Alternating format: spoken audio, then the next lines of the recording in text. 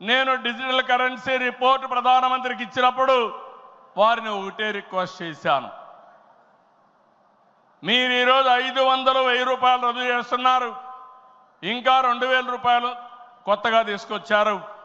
అవసరమైతే 500, 1000, 2000 రూపాయలు రద్దు చేయండి, డిజిటల్ కరెన్సీ పెట్టండి. ఎవరైనా అక్రమార్కులు ఉంటే ఈజీగా పట్టుకోగలుగుతాం. ఇవన్నీ రద్దు చేయమని కోరాను. ఈ సభ సందర్భంలో మళ్ళీ ఒకసారి డిమాండ్ చేస్తున్నా. ఈరోజు అందరికీ డిజిటల్ కరెన్సీ వచ్చింది.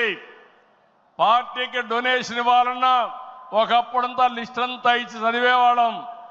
ఇప్పుడు నేరుగా మీ ఫోన్ ద్వారా పార్టీ అకౌంట్లోకి డబ్బులు చెల్లించే పరిస్థితికి వచ్చారంటే ఈ 500, 1000, 2000 రూపాయల అవసరం లేదు.